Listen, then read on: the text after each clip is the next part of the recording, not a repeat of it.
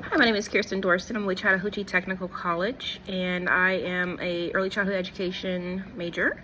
I am taking a class ECCE 2322, which is personal management. Now we're going to talk to you today about time as well as stress management and how to maintain a balance between personal and professional life for mental and physical well-being. And as far as moving forward, I think that for time, coming up with a schedule can definitely benefit you, especially in a childcare facility, because you got a lot going on. I mean, you're managing the facility, you've got parents who are wanting to talk to you about what's going on in the child's life in the school. You've also got the teachers and staff members wanting to talk to you, and you're keeping up with the facility as well, with inventory and things like that. You're also playing with the children and talking to the children as well. Coming up with a schedule definitely is going to help you prioritize important tasks. I believe if you are doing this and following the schedule, it'll help eliminate some of the stress on you, because everything gets pretty overwhelming. And for me, if it's too much for me and I don't prioritize or organize everything, then it's too much and I personally shut down and you'll get lost, and that can definitely affect your mental health a little bit, as well as possibly your physical health. Of course, if you're not taking care of your mental health, it's going to have an effect on your physical health.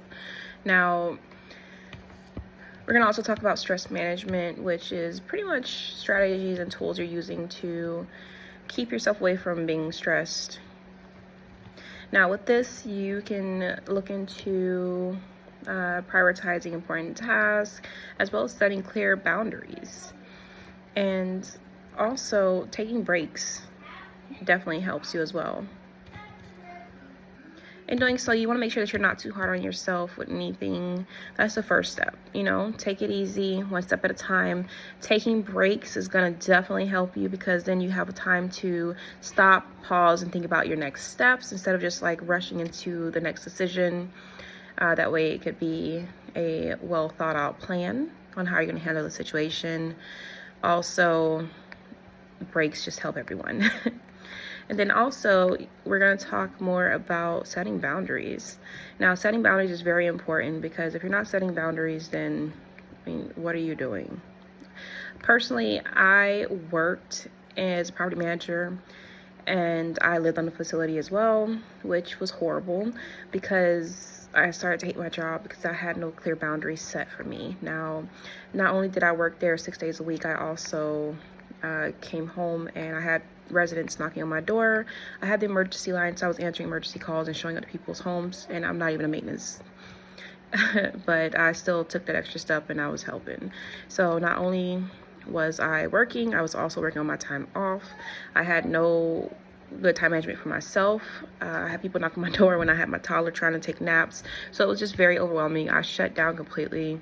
I started to hate the job that I worked at, and then not only that, I also had a fear that I would possibly be pushed out of my apartment because I worked there if I made a mistake. So I had all of that just weighing in on me, and definitely setting time and boundaries is very important.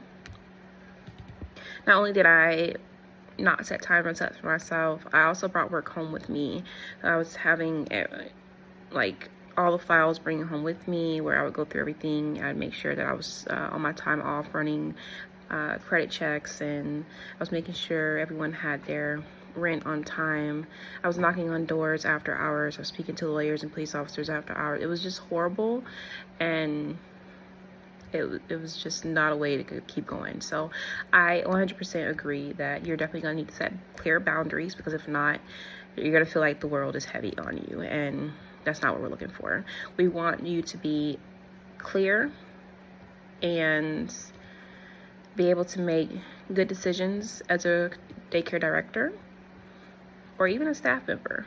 We don't want your outside problems into the daycare facility, because then not only are you bringing your stress in, you're also bringing in things from your personal life, as far as maybe somebody upset you. You're bringing that attitude into the workplace. You're working with children. You want to make sure that you can come in with smiles and not alter anyone's day just because your day is going bad.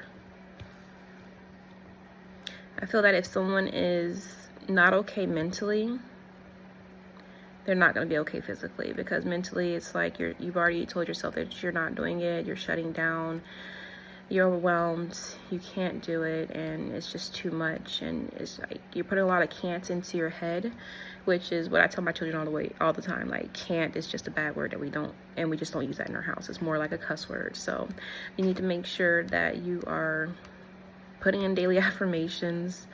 I pray for my children each day as well, so they have a great day along with their affirmations.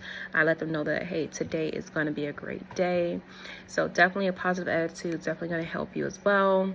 And definitely don't stop taking those breaks, because those breaks are definitely going to be needed. And again, if you are not doing okay mentally, I definitely recommend talking to somebody. Don't just hold everything in, because if you hold everything in, you're going to burst, and that's not good for anybody. So definitely talk to somebody. And all this is going to definitely have an effect on your physical health, because people that are stressed and overwhelmed, they're not eating and they're not taking care of themselves. They're just hiding themselves into the darkness and just locking themselves away, hoping that somebody sees them. So definitely talk to somebody.